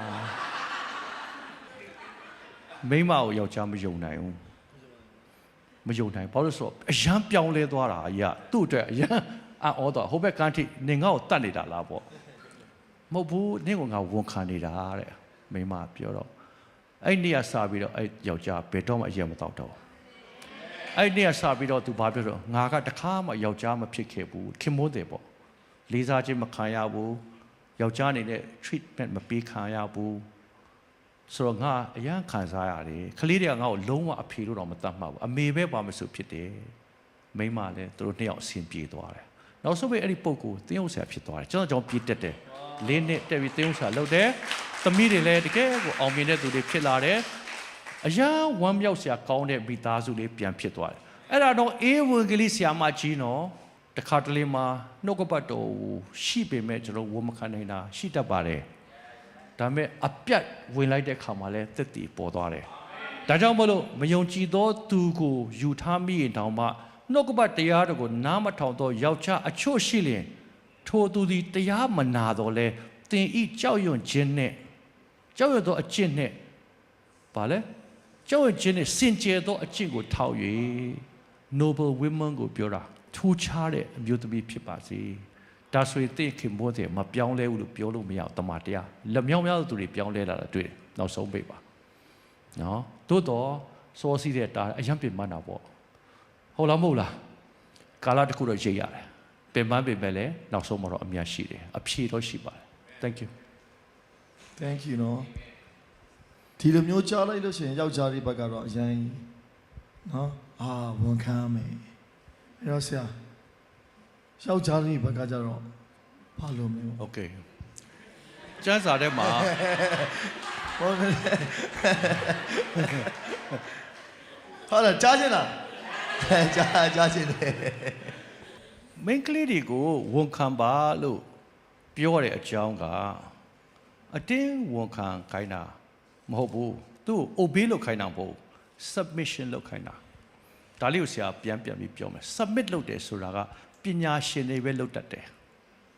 အတွေးခေါ်မြင့်တဲ့လူက submit လုပ်တတ်တယ်ရမဖြစ်အောင်ငါ short ပေးလိုက်တယ်ဆိုအဲ့ဒါ submission လို့ခေါ်တယ်ညံ့လို့မဟုတ်ဘူးတကယ်ပညာရှိတဲ့လူကလေပြုံးလေးနဲ့ submit လုပ်သွားလို့ရတယ်အဲ့တော့ယောက်ျားနဲ့မိန်းမဘယ်သူပို့တွဲလဲဘယ်လူပို့တော်လဲဘယ်သူပို့ IQ မြင့်လဲပြောအေးမိန်းမတွေပို့မြင့်တယ်လက်ကိုပြီးပါကိုပြီးပါဟုတ်တယ်ဘာလို့ဆိုမိန်းမတွေကယောက်ျားမယူသေးဘူးမယူခင်တည်းကသူကစဉ်းစားတယ်လေဒီယောက်ျားကိုယူရင်အဆင်ပြေပါမလားစဉ်းစားလားအေးတကွက်ကြော်စဉ်းစားတဲ့အဖွဲ့တွေယောက်ျားတွေစဉ်းစားလားမစဉ်းစားဘူးဒီတယောက်ကြိုက်ရင်တော့နှစ်သိုးကျိုးပြကျွန်တော်လိုက်ကြတယ်လေမဟုတ်လားဒီတယောက်ကြိုက်တယ်ဆိုရင်စွန့်စားတယ်ကြိုးစားတယ်သူ့အတူမဲတာပြူတာဘာညာဖြစ်တာဒါတွေကျွန်တော်မစဉ်းစားဘူးကျွန်တော်ကြိုက်ပြီဆိုရင်တော့ကျွန်တော်တို့ကရအောင်ယူတဲ့အထက်မှာခင်ပွန်းတဲ့ယောက်ျားတွေကဖြစ်တယ်ဒီလိုမျိုးမိန်းမတွေကျတော့မဟုတ်ဘူးဘယ်လောက်ပဲကိုချစ်နောက်ဆုံးပိတ်အဆင်မပြေရင်တော့မယူရဲဘူးတကွက်ကြော်အရေးလေးစဉ်းစားထားတဲ့လူတွေပုတ်ကိုဖြစ်တယ်ဟုတ်တယ်နော်ဒါပေမဲ့မိနဲ့အိမ်အောင်တယ်လို့ပြောလိုက်ယောက်ျားတွေကလည်းမိန်းမတွေကိုတကယ်လက်ထပ်ပြီးဆိုရင်လေတကယ်ချစ်လို့ယူတာဖြစ်တယ်ဘာလို့ယောက်ျားတွေမှာယူစရာမိန်းမတွေအများကြီးရှိတယ်ဟုတ်တယ်လေကဘာမှရှိနေမိန်းမအားလုံးကသူ့ရဲ့ရွေးချယ်ပိုင်ခွင့်ထဲမှာရှိတယ်လေမှားလားဒါမိန်းမကျတော့ကိုယ်လာချစ်တဲ့ထဲကနေပြီးတော့ကိုယ်ပြန်ရွေးတာလေဒါတော့ကိုကကျတော့ပိုရွေးတယ်ဘာလို့လုံခြုံမှုရှာတာဟုတ်မိန်းမတွေကလုံခြုံမှုရှာတယ်ယောက်ျားတွေစွန့်စားခန်းလုပ်တာဖြစ်တယ်ဆိုတော့ယောက်ျားတွေကအိမ်အောင်ပြုတ်ပြီးဆိုရင်မှတ်ထားမိန်းကလေးတွေတကယ်ချစ်လို့ယူတာနှုံးဝင်မယူဘူးစိတ်တာချ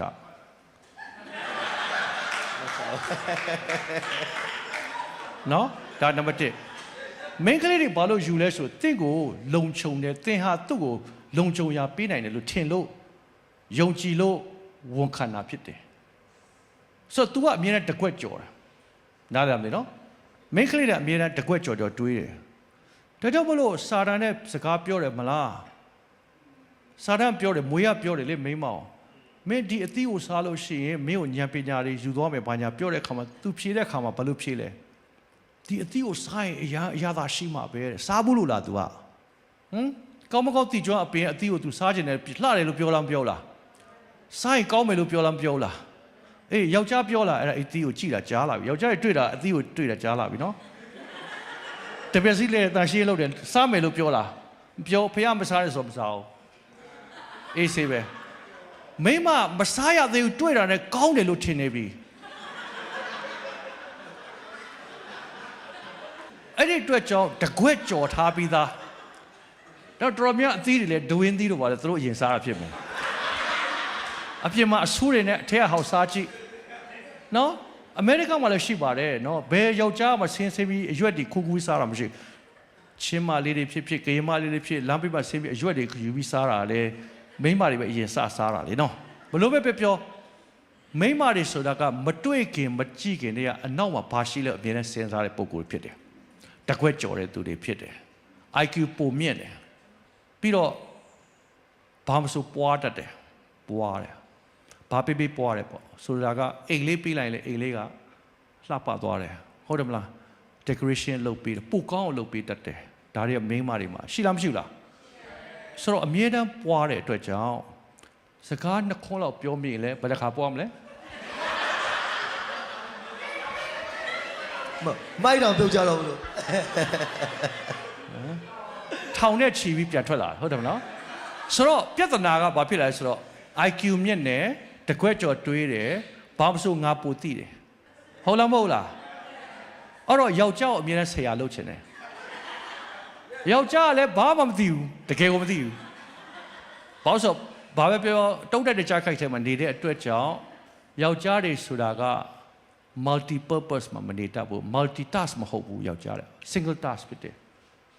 အုံနောက်ထဲမှာတစ်ခုလုပ်မယ်ဆိုတစ်ခုပဲလုပ်တတ်တယ်နော်ဆရာတို့မှာ study တစ်ခုရှိတယ်ယောက်ျားလေးအုံနောက်ကဘူးလေးတွေလိုပဲတဲ့အဲ့ဘူးလေးအန်ဆွဲလေးတွေပေါ့အန်ဆွဲလေးတွေအဲ့ဒီအန်ဆွဲလေးတွေထဲမှာကားပြင်တဲ့အန်ဆွဲရှိမယ်ကွန်ပျူတာကစားတဲ့ကံပွဲရှိမယ်အဲ့လိုပေါ့အဲ့ထက်မှာဘာမှမရှိတဲ့အန်ဆွဲတစ်ခုရှိသေးတယ် empty box လို့ခေါ်တယ်ဆိုတော့ယောက်ျားလေးတယောက်ကထားတော့အခုကျမ်းစာဖတ်တော့မယ်ဆိုရင်ငါကျမ်းစာဖတ်တော့မယ်ဆိုတော့သူ့ရဲ့အန်ဆွဲလေးတစ်ခုဆွဲထုတ်တယ်ကျမ်းစာဖတ်တယ်အဲ့ဒီအချိန်မှာသူကဘာမှမတွေးဘူးကျမ်းစာပဲသူဖတ်တယ်ဟုတ်ပြီနော်ဘာမှမတွေးဘူးပြီးတော့သူကဓာတ်တစ်ခုပြောရမယ်ဆိုအဲ့ဘူးလေးကိုပြန်ပြီးတော့သေချာပြန်ထည့်တယ်ပြီးနောက်တစ်ဘူးကိုပြန်ထုတ်တယ်သဘောပါလားမသိနော်ကားပြင်တော့မယ်ဆိုကားပြင်တဲ့ဘူးလေးသူထုတ်တယ်ကားလေးသူပြင်တဲ့တန့်ရှင်းပဲပြီးလို့ရှိရင်ဘူးလေးပြန်သိမ်းတယ်ပြီးသွားရင်သူပြီးသွားပြီသူက single task ဒါမိမတွေရဲ့အုံနောက်ကတော့တဲ့သူက point လေးတွေအများကြီးပဲ point လေးတွေနဲ့သွားတယ်အဲ့ point လေးတွေကပါလဲဆိုတော့မိဘူးတိုက်နေတဲ့ washing machine မှာဝတ်လျှော်ထားတယ်ပြီးတော့မှဟင်းချက်ထားတယ်အိမ်ရှိမှသတင်းစာလာလာသူစောင့်နေတယ်ပြီးတော့မှ bell တီးတယ် TV ကလည်းဖွင့်ထားသေးတယ်သတင်းနားထောင်သေးတယ်ဒေါ်နယ်ထရမ့်ဘာပြောလဲဘာလဲကြည့်နေသေးတယ်ဆိုတော့အဲ့ဒါကမိန်းမတွေမှာအဲ့တော့ချူအဲ့လိုသွားနေတာနော် multi task မိန်းမတပြိုင်တည်းဟုတ်လားမဟုတ်လားဟုတ်တယ်ဒီမှာမိဘူးတာတိုက်တယ်ခလေးကမှငိုတာသိတယ်ယောက်ျားတွေသိလားမသိဘူးမသိဒါတော့မလို့တခါလေကြောက်ရှင်ယောက်ျားတွေကိုကိုကစကားပြောတဲ့ခါမှာယောက်ျားရေမကြောက်ဘူးယောက်ျားဘာလို့ तू ကတခုခုလုံနေတယ်နားလည်လားမသိနော်အဲ့ရှိဘာလို့လာလဲသူကြည့်လိုက်ပါဦးဆိုတော့မကြောက်ဘာလို့ multi task မဟုတ်နားလည်လားမသိအဲ့ဒါကိုနားမလဲလို့ယောက်ျားငါခွေမကြောက်ဘူးဆိုလဲမိန်းမတွေရှိလားမရှိလားအေးအဲ့ဒါဘာလို့ကြားကိုမကြောက်ဘူးအဲ့ဒါဖះဖန်ဆင်းကြတဲ့အဲ့လိုပဲဒါတော့ယောက်ျားကိုကြားစေခြင်းနှစ်ခါကသုံးခါအရင်ပြောပါတဲ့နော်ဆိုတော့အသက်တာထဲမှာယောက်ျားကိုဘုရားသခင်ခိုင်းတာတစ်ခုပဲရှိတယ်မိန်းမကိုချစ်ပါပြီးသွားပြီဇာလန်တာပဲဘာဖြစ်လို့လဲဆံပြောမယ်ဘာဖြစ်လို့သိလားယောက်ျားတွေကတစ်ခုရပြီးရင်လေနောက်ထပ်ရစေအကြောင်းမရှိတော့ဘူးဆိုပြီးတော့စွန့်စားကားပြောင်းသွားတယ်သူကအိမ်အောင်ကြတဲ့နေ့မှာမိန်းမရပြီဖြစ်သောကြောင့်အဲ့ဒီမိန်းမကိုဆက်ပြီးတော့မှနှုတ်ရွနေတဲ့ဟာမရှိတော့ဘူးသဘောလားမသိလားဘာသူရသွားပြီလေမရခင်တော့ဟာလေးတွေပူရတာတယ်လီဖုန်းဆက်ရတာနဲ့တတိယနာနဲ့ဘာမဆိုနံပါတ်1ပဲရတဲ့နေ့မှာသူ့ရဲ့ရွေချက်ပြောင်းတယ်ဘာပြောင်းလဲဆိုတော့ဒီနေ့မှငါအိမ်အောင်ကြပြီငါအတွက်အခန်းလေးလိုတယ်လက်ကလေးပို့လိုတယ်ကလေးတွေအတွက်ဖြစ်လာတယ်ကြောင်းလိုတယ်ကားရှိရင်ကောင်းတယ်အစုံပဲ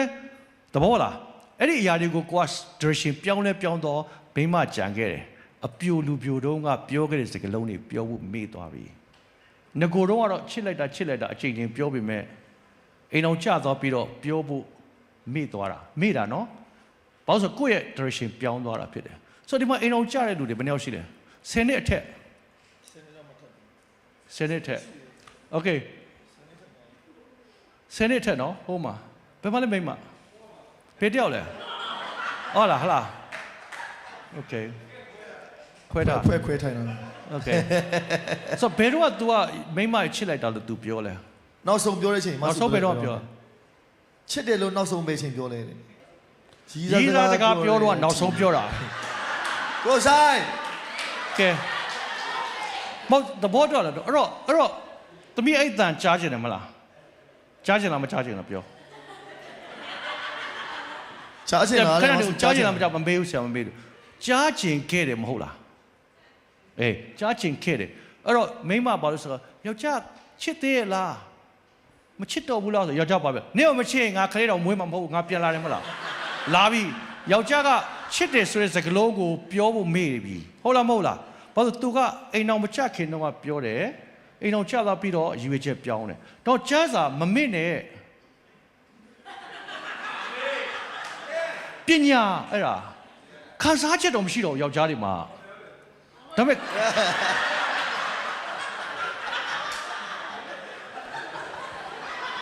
ဆက်ရတော့ခံစားချက်မရှိဘူးဒါပေမဲ့ create လုပ်ပါအချစ်ကိုက create ပြန်လုပ်ရတယ်ပြန်ပြီးတော့ကိုယ့်ကိုပြန်ပြင်ဒါတော့မလို့ Valentine's Day တွေပါဆိုရှောက်လုပ်တာအလကားလုပ်တာမဟုတ်ဘူးအဲ့လိုနေ့တွေကကိုယ့်ကိုပြန်စဉ်းစားပြီးတော့မင်းကလေးတွေကိုပန်းလေးတွေပေးတာတို့ကိတ်မုတ်ပေးတာတို့ chocolate ပေးတာဒါတွေကတမင်တကာ celebration တွေနဲ့ date လေးလုပ်ပြီးတော့ယောက်ျားလေးတွေကမိန်းမတွေတွေ့ဆိုမိန်းမတွေကအဲ့ဒါလေးကိုမျှော်လင့်တယ်တကယ်တော့သူတို့အဲ့စကားသံကိုတစ်သက်လုံးကြားချင်တယ်ကဲလာရှေ့မှာလာလဲပါလားနှစ်ယောက်ဆိုတခါလေးပြောခါလိုက်မယ်ဒီတော့ကဲလာကဲ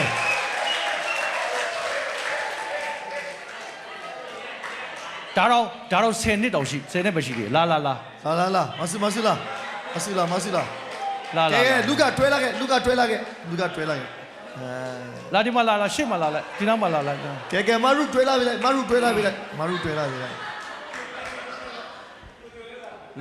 လာ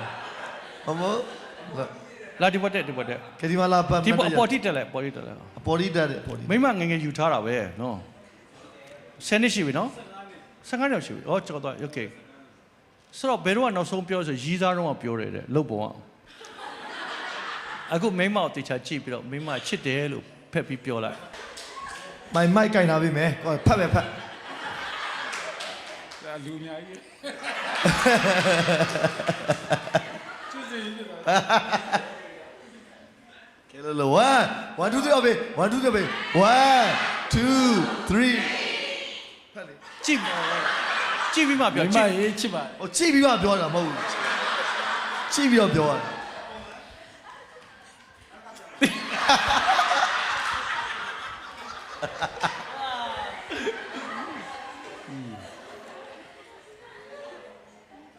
မဆကြည့်လိုက်ပါဦးတက်လုံးလေးကိုဘယ်လိုမိမရေးချစ်ပါတယ်သူကသူကတော်အာယူပြောလိုက်တယ်โอเคဆရာမင်းပဲသမီးဘယ်လိုခံစားရလဲဝမ်းသာတယ်ဘာလို့လဲဆိုတော့ဆရာပြောသလိုပဲသမီးလေးသူ့ကိုခဏမေးတယ်မလေးကိုဘယ်လောက်ချစ်လဲဒီခါဘယ်လောက်ချစ်လဲမချစ်လဲလာမေးနဲ့ရှာမရှိနဲ့သူက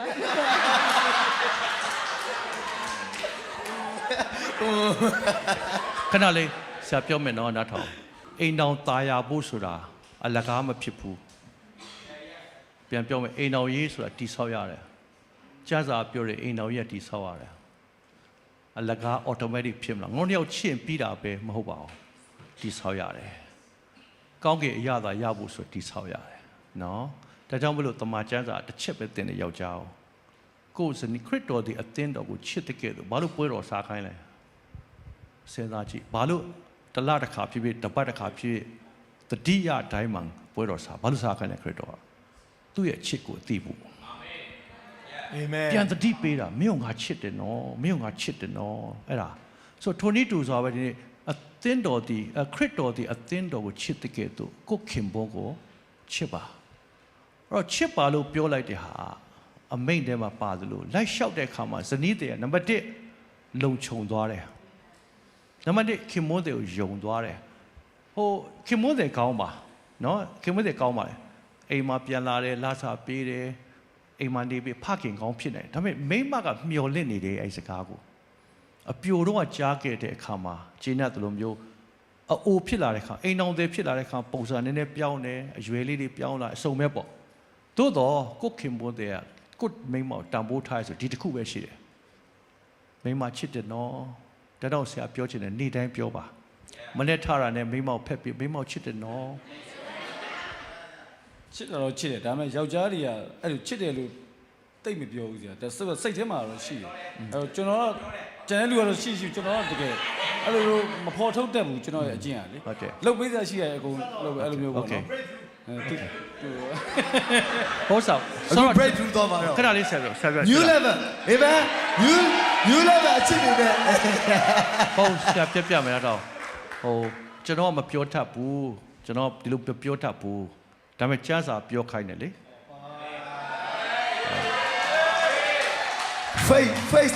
face the truth ဆိုဟိုမိမကိုကခဏခဏပြောလို့ပေါ်သွားမယ်လို့မထင်နဲ့တချို့မိမပေါ်သွားတယ်ယောက်ျားတွေကထင်တယ်လေငါမိမကိုချစ်တယ်လို့ခဏပြောရင်ငါပေါ်သွားမယ်ငါပေါ်ဖြစ်သွားမယ်မဟုတ်ပါဘူးမိမတွေလိုချင်တာတစ်ခုပဲရှိတယ်ယောက်ျားရဲ့အချစ်တက်လုံးလိုချင်တယ်ဘလောက်ပဲအသက်ကြီးသွား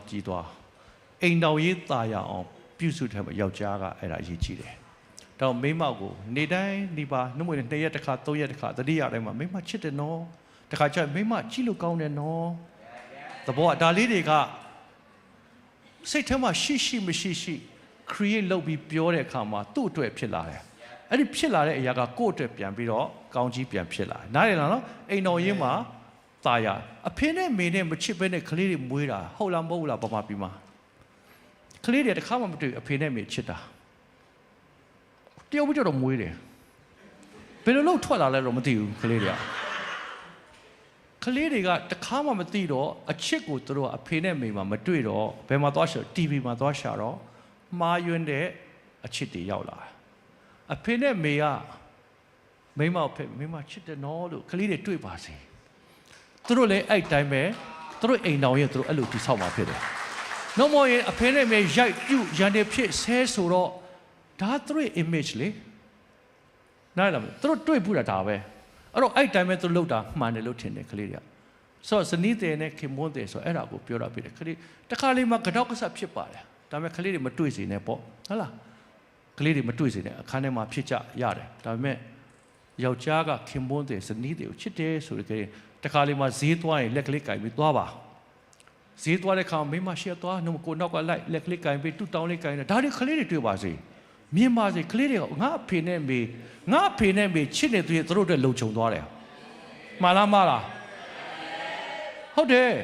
အဖေနဲ့မေရံဖြစ်နေကလေးတွေနေစရာနေရာမရှိဘူးတော့ဝါ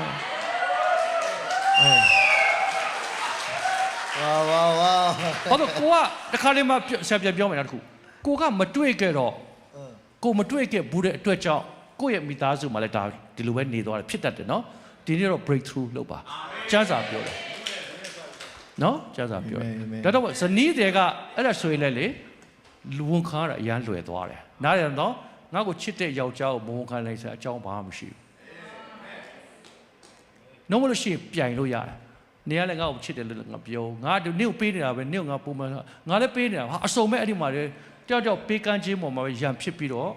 ကလေးတွေကြားထဲမှာနေလို့ထိုင်လို့မကောင်းဟုတ်ပါလားအေးโอเคဆိုယောက်ျားတွေကမိန်းမကိုချစ်ပါလို့ပဲဆရာပြောချင်တယ် Thank you ကျေးဇူးတင်တယ်ကိုဆိုင်တော့လက်ခုပ်ကြည့်ပြအောင်လို့ပြော Okay ဆရာနောက်ဆုံးမိကုန်းတစ်ခုပဲဒါတော့လူငယ်တွေအတွက်ပေါ့နော်အဲ့တော့ဘယ်လိုမျိုးဘဝလက်တွဲဖို့ကိုရွေးချယ်သင့်လဲအဲ့ဒီမှာနော်အဲ့ဒီနဲ့ကျွန်တော်တို့ဆုံးသက်ပြီးမယ်ကျေးဇူးတင်တယ်မြတ်လုံးဝိုင်းလေးနဲ့ဟာကိုဆိုင်တို့ပဲလုံနေငါတို့ရောဘယ်တော့လဲအဲ့လိုမျိုးသင်တို့လက်လာမယ်ဒီမဲ့ဆိုဆရာပြောတဲ့အခါမှာနှစ်ခုပေါ့တစ်ခုကတော့လူပြိုပြိုတွေနားထောင်ပါနောက်တစ်ခုတော့သင်အုပ်တို့အမှုတော်ဆောင်တို့ဖခင်မိခင်တွေနားထောင်ပေးပါလို့ပြောချင်တယ်ဒါမှလည်းကိုကတုံတင်လို့ရမှာလीနော်ဆရာဖေကဝေထုံးနဲ့သိလိမ့်မယ်ကောင်ဆရာတို့ငယ်ငယ်လေးတွေအသက်12နှစ်လောက်ခရေရလေကိုယ့်ရဲ့ partner တွေဆူတောင်းပါလို့ပြောဘူးတယ်အဖေကလေအဲ့တော့ဆရာတော့ဘာလဲဖေကငါအသက်17နှစ်ရှိသေးတာမင်းတို့နောက်ပိုင်းမိမယူမှာပဲဆိုတော့ဒီတက်မှာမိမမယူယောက်ျားမယူဆိုရင်လက်ထောင်ကျွန်တော်မိမမယူပါဘူးတက်တက်လူပြိုးကြီးလုပ်မယ်ဆိုရင်လက်ထောင်ကဲကျမလည်းအိမ်အောင်မယူတော့မကြတော့ပါဘူးဒီလိုအပြိုးကြီးပဲလုပ်တော့မယ်ဆိုရင်လက်ထောင်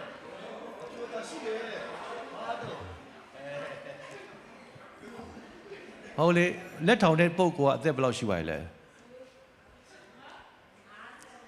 အော်ဒါဆိုနားလည်ပေးလို့ရပါပါနော်ဒါတော့မှပြောမရဘူးလေ senior online တွေလည်းရှိသေးတယ်မလားဆိုတော့ okay ထားလိုက်ပါတော့ဆိုတော့အားလုံးကတစ်ချိန်မှာအိမ်အောင်ပြုမှာပဲဒါကတော့ကျွန်တော်တို့လူတိုင်းပေါ့ဘုရားအလိုရှိတဲ့အချိန်မှာလူတိုင်းအိမ်အောင်ပြုကြမှာဒါအားလုံးသိဆိုတော့နံပါတ်1ကတော့ဘယ်မှာတွေ့နိုင်သလဲဆူတောင်းတဲ့အပိုင်းကတော့ဆရာဖေပြောလို့ငယ်ငယ်လေးတွေတောင်းထားဖို့လိုတယ်ရှစ်ဆရာမရှိဘူး ဘုရားသခင်ကျွန်တော်အတွက်ပြင်ဆင်ထားတဲ့အရာကိုရှိဖော်ပြပြီးတော့ဆိုဆရာတို့ကအဲ့လိုပဲတောင်းခဲ့တဲ့အခါမှာအဖေက guideline လုပ်ပြီးတော့ကောင်းတာပေါ့နော်ဒါလည်းပြောပြချင်တာပါတစ်ချက်နံပါတ်1ကတော့အာဒံကအေဝကိုတောထဲမှာတွေ့တာလားအေဒင်ဥယျာဉ်ထဲမှာတွေ့တာလားအေဒင်ဥယျာဉ်ထဲမှာတွေ့တာဖြစ်တယ်ဆိုတော့ဘယ်အတိုင်းမှာတွေ့မလဲဆိုရင်ဒီလိုယုံကြည်သူတွေအတိုင်းမှာတွေ့မှာပဲဖြစ်တယ်တက္ကသိုလ်မှာဟိုမှာကြုံကြည့်တော့မှစပင်းဆွဲပြီးတော့မှအေဒင်ဥယျာဉ်လေးကိုခေါ်လာတာမပါဘူးလေဒီကျမ်းစာထဲမှာနော်ဟလာဆိုတော့ပြောချင်တာကအေဒင်ဥယျာဉ်ထဲမှာပြန်တွေ့တာဖြစ်တယ်ဘုရုရှိမှတွေ့တယ်ဘုရားသခင်ရှိမှပဲတွေ့တာဖြစ်တယ်ဆိုတော့ထိုနည်းတူစွာပဲဒီနေ့ဆုတောင်းခြင်းကအရေးကြီးတယ်နံပါတ်2ကတော့သင်အသက်တာထဲမှာယုံကြည်သူအတိုင်းဝိုင်းထဲမှာပဲဖြစ်ပါစေနောက်တစ်ခါလေးမှာတော့ဆရာတို့တွေ camp တွေလုပ်ပေးတယ်အသင်းတော်ချင်းချင်းတွေမဟုတ်ပြီးတော့မှတွေ့ပေးကြတယ်ဒါတွေအားလုံးကနောက်ွယ်မှာရည်ရွယ်ချက်တစ်ခုရှိတယ်အဲ့ဒါပါလူငယ်တွေတွေ့ကြပါစေဆိုတဲ့တွေးခေါ်လေးနည်းနည်းရှိတယ်ဟုတ်ပြီလားဆိုတော့အဲ့ဒီဟာကကြောင့်ရည်ရွယ်ချက်လောက်တော့မှာနှုတ်ကတော့ပေးဖို့ပါပဲဒါပေမဲ့ဒီလိုအခြေအနေမှာတွေ့သွားနိုင်တယ်ဟုတ်ပြီနော်ဆိုတော့နံပါတ်1ကဆူတောင်းပါနံပါတ်1ကဆူတောင်းပါနံပါတ်2ကဒီအတိုင်းဝိုင်းထဲမှာဖြစ်နံပါတ်3ကတော့ငွေချောင်းလက်မင်္ဂလာဆောင်ပါနဲ့သူများတဲ့အတင်းတွန်းလို့မင်္ဂလာဆောင်ပါနဲ့ငါအပြူကြီးဖြစ်သွားပြီတော့အကြီးသွားတော့မှာပဲကြောက်ပြီးတော့မှမင်္ဂလာမဆောင်ပါနဲ့ဘုရားသခင်ကတင့်အတွက်နာယိုးပြည့်စည်ထားတယ်လို့အပြတ်ယုံပြီးတော့ဆုတောင်းဖို့လိုပါတယ်အာမင်ဆိုဘုရားကိုပဲတောင်းပါဘုရားသခင်ပေးမယ်ဆိုတဲ့အပိုင်းကိုပဲဆရာတို့ယုံတယ်တခြားရှာတဲ့နေရာကတော့အသင်းတော်တွေမှာပဲရှာပါအသင်းတော်ဆိုဒီအသင်းတော်တစ်ခုတည်းပြောတာမဟုတ်ဘူးယုံကြည်အတိုင်းဝိုင်းထဲမှာရှာလို့ရပါတယ်ဆရာတို့အဲ့လောက်ပဲပြောလို့ရမယ်ကျေးဇူးတင်ပါတယ်အဲ့တော့ပြန်ပြောမယ်နော်နံပါတ်1ဘာလဲဘာမှရှာလဲဆုတောင်းထားတင်းတော့ဆုတောင်းဘူးလားဟောလက်ထပ်ဖို့တော့မမဆုတောင်းဘူးလားဟိုဆရာတခုလေးပြောရဟုတ်တယ်မှန်တယ်အဲ့ဆုတောင်းတယ်ဆိုတဲ့ဟာပြောချင်တယ်သိလားဆရာဆိုလို့ရှိရင်ဆုတောင်းတယ်တစ်သက်လုံးတောက်လျှောက်ဆုတောင်းလာတာပေါ့နော်တော့မညီတော့တဘိုးမထမ်းအောင်ဆိုသိတယ်ဒါနံပါတ်1နံပါတ်2ကမတရားတဲ့မိထုံမသွားအောင်ဆိုဆရာသိတယ်ဒါဩဝါဒတွေမှာရှိတယ်ဆိုတော့မတရားတဲ့မိထုံမသွားအောင်မညီတော့တဘိုးမထမ်းရဘူးဆုတောင်းထားတဲ့အခါကျတော့ကိုကမယုံကြည်သူဘာညာဖြစ်တယ်ဆိုတော့ဘောင်ခတ်ထားတယ်တဘောပါလားနော်တကယ်ချင်းထားလို့ရတယ်မယုံကြည်တဲ့တော့ဤကြီးသားထားလို့မရဘူးဆိုတဲ့အတွေးခေါ်လေးကကိုယ်ကာထားတယ်နံပါတ်1နောက်ပိုင်းမှာပြဿနာမရှိဘူးပေါ့ပြီးတော့မှဆုတောင်းထားသောကြောင့်အသင်းတော်သွားတယ် camp သွားတယ်ဟိုနေရာတွေ့တဲ့ခါမှာဆရာသူများဖြစ်မလားဆုတောင်းတယ်သူများဖြစ်မလားဆုတောင်းတယ်ယောက်ျားလေးဆိုဟိုကြိုက်တယ်ရှိတယ်မလားကြိုက်လို့ရတယ်ကြိုက်ပြီးဆုတောင်းပေါ့ဘုရားသခင်ပေးတဲ့ပုံကထွက်ပြေးလို့မရဘူးလှည့်ပါပြီးရောက်လာလိမ့်မယ်ပြေးကိုမပြေးဘူးအဲ့တယောက်ကလေဂျားမှာဖြတ်ခုတ်သွားမယ်လို့မရှိဘူးဖြတ်ခုတ်သွားရင်လေကိုယ့်တက်မဟုတ်ဘူးသူများအတွက်ပဲဖြစ်တယ်မှတ်ထားနော်အဲ့တော့ကိုကဟမ်မဟုတ်ဘယ်သားပြေးကောင်းတာပေးဖို့ဖြစ်တယ်ဖះဖယ်ပေးတာပေးတယ်ဆိုတော့ဖះကိုဆုတောင်းထားရင်ဘုရားသခင်ကဖယ်ပေးတတ်တယ်မသိတော်လို့တင့်တော်တဲ့အတူပေးတယ်ဖះပေးတယ်ဆိုတော့ကိုကဆုတောင်းရင်းနဲ့ပဲစောင့်ရင်းနဲ့ပဲ तू ကကိုယ်စီရောက်လာတယ်စကားပြောကြည့်တယ်အစဉ်ပြေသွားတယ်ခဏတစ်ဖြုတ်ဟလာ6လတစ်နှစ်နှစ်ဆရာတို့3နှစ်လောက်ရည်သားဖြစ်တာဟုတ်ကဲ့ဆိုရှင်းလက်ခေတ်မှာမိမချက်ချင်းယူလို့မရဘူးလွယ်တာမဟုတ်ဘူးเนาะပြောချင်တာဆိုတော့ဆရာတို့3နှစ်လောက်ကြာသွားတယ်ပေါ့ဘာပဲပြော3နှစ်ကြာမယ်လို့ဥမာပြောတာမဟုတ်ပါဘူးဒါလေးလာတဲ့ဆိုတဲ့ကာလတစ်ခုတော့ရှိတယ်အဲ့ချိန်မှာလည်းဆုတောင်းတာပဲအဲ့ချိန်မှာဘုရားသခင်ဆက်ပြီးတော့ထားတယ်ပြောတော့ဂျေဇုတော်ကြောင့်အိမ်အောင်ပြုသွားတယ်ဒါပြောသဘောပြောနော်ဆိုတော့ဆုတောင်းခြင်းကဘာလဲဘုရားကိုယုံတာဒီတယောက်ကကိုတော့မှန်တယ်ဆိုရင်ဆက်ထားပါမမှန်ဘူးဆိုကိုတော့ဖယ်ပေးပါအဲ့လိုတောင်းတာဆိုတော့ထားတဲ့အတွက်တော့အလိုတော်ထဲမှာရှိတယ်လို့ဆရာကျွမ်းဝန်ခံတယ်ဆိုတော့နာခံလို့ရသွားတယ်ဒါဘုရားပေးတဲ့မိန်းမလို့သိသွားတယ်နားလည်မသိဘုရားပေးတဲ့မိန်းမလို့မသိရင်ဘုရားပေးတဲ့ယောက်ျားလို့မသိရင်အရက်ခက်တယ်ငါရွေးတာများမှားသွားလားလူပဲလေမှားမှန်တယ်မှားနိုင်တယ်ဆိုရင်တွေ့ခေါ်မဟုတ်ဘူးဘုရားသခင်ပေးတယ်ဆိုတာသိချရအောင်ဆုံးဖြတ်တယ်နမိတ်လက္ခဏာတွေနဲ့မဆုံးဖြတ်ပါဘူးဒီနေ့အနီလေးဝတ်လာပါစေတို့အပြာလေးအဲ့လောက်ထိတော့ဆရာလည်းမတောင်းပါဘူးဘုရားသခင်ကိုဆရာမဟုတ်ရင်တော့ကိုတော့ဖယ်ပေးပါဒီလောက်ပါပဲတချို့ကျတော့လုပ်တယ်နော်အနီလေးဝတ်လာပါတို့အစိမ့်လေးအုတ်ထုတ်အပြာလေးနဲ့ဆိုတာဒါလားလေးသိတယ်နော်ဒါပေမဲ့ဆရာတော့အဲ့လောက်ထိတော့မတောင်းပါဘူးအဲ့လိုတောင်းအောင်ပဲလည်းမပြောပါဘူးတောင်းချင်တယ်တောင်းပေါ့ဒါသဘောပဲ Thank you ဘုရားသခင်ကတော့နားလေတဲ့နီးနေတော့စကားပြောတာပဲအဲ့တော့သင်တို့နားလေတဲ့နီးနဲ့ကိုတော့ပေါ်ပြပေးပါဆုတောင်းဘုရားသခင်တကယ်စကားပြောမှဖြစ်တယ်အရောက်စီတိုင်းပေါ့နော်ဒီမှာရှိတဲ့လက်မထသေးသူတွေလူမှန်နဲ့အိမ်အောင်ကြပါစေဘုံတော်ထင်ရှားတဲ့မိသားစုဖြစ်ပါစေဆုတောင်းပေးတယ်အာမင်ပြီးတော့မတရားတဲ့မိထုံတော့ဘယ်တော့မှမလုပ်ပါနဲ့လို့ပြောချင်တယ်နော်လူငယ်တွေအရန်လွတ်လပ်တဲ့ကာလဖြစ်တယ် မတရားတဲ့မိထုံဆိုတာဘုရားသခင်ဆက်ဆုပ်ယွန်ရှာသောအမှုဖြစ်တယ်ဒါလေးကိုဆရာထပ်ပြီးတော့ဩဝါဒပေးခြင်းနဲ့မတရားသောမိထုံဆိုတာဘုရားသခင်အမျက်တော်အင်မတန်မှစွတဲ့အရာဖြစ်တယ်ဘာကြောင့်တင့်ကိုဘုရားသခင်ကတန်ရှင်းသောသူလို့သတ်မှတ်ထားပြီးသားဖြစ်တယ်ဖြောက်မှတ်သောသူလို့သတ်မှတ်ထားပြီးသားသူဖြစ်တယ်ဒါကြောင့်ကိုကထိမ့်သိမ့်တဲ့သဘောနဲ့ဘုရားကို honor လုပ်တဲ့သဘောနဲ့တန်ရှင်းစွာနေပေးပါလို့ဆရာပြတာရခံခြင်းနဲ့ဘုရားသခင်ကောင်းချီးပေးပါစေအဲ့တော့ဒီပါလဲပေါ့နော် generation တွေရှိတယ်အဓိကအခုနောက်တော့ဆရာပြောတဲ့မတရားသောမိထုံဆိုတဲ့စကားနော်ဘာကြီးလဲဖြစ်နေမှာဆိုတော့မတရားသောမိထုံဆိုတာလက်မထပ်ပဲနဲ့ဘယ်သူနဲ့မှအတူမနေရဘူးနော်ဆရာနည်းနည်းလေးနားလည်အောင်ပြောပြမယ်နော်မတရားသောမိထုံဆိုနံပါတ်1အိမ်တော်မပြုတ်ပဲဘုရားသခင်ရှေ့မှာလက်မထပ်ပဲလူယောက်ျားလူမိန်းမပေါင်းသင်းဆက်ဆံခြင်းကိုမတရားသောမိထုံလို့ခေါ်တယ်ဟုတ်ပြီလားဆိုတော့အဲ့ထက်မှာပါသွားလဲဆိုတော့ living together ပါသွားတယ်ပြီးတော့မှသူ့မယားနဲ့တော့ပြင်မာတယ်မိမ့်မလွတ်တဲ့ပြင်မာတယ်ဆိုမကောင်းတဲ့မိန်းမတို့ဘာလို့သွားတဲ့အရာပါတယ်မကောင်းတဲ့ယောက်ျားတူတူပဲပေါ့နော်ဒါနှစ်ဖက်စလုံးပြောတာဖြစ်တယ်ပြီးတော့မိမ့်မလွတ်ဆိုတာကိုယ်အိမ်တော်ရှိရသားနဲ့တခြားလူနဲ့သွားပြီးတော့ပြင်မာတာတွေရှိတယ်ယောက်ျားချင်းဆိုတဲ့ဟာတွေရှိတယ်မိန်းမချင်းဆိုတဲ့အရာဒါတွေအားလုံးကဘုရားသခင်သတ်မှတ်ထားတဲ့တရားသောမိထုံဆိုတာကကိုရိန္သုဩစာပထမဆိုအခန်းကြီး9မှာရှိတယ်အငယ်1နဲ့3ခုနတော့ရေးတဲ့ဟာတွေနော်အဲ့ဒီအရာကတော့တရားသောမိထုံအဲ့ဒါပါလူယောက်ျားလူမိန်းမယုံကြည်သူနှစ်ယောက်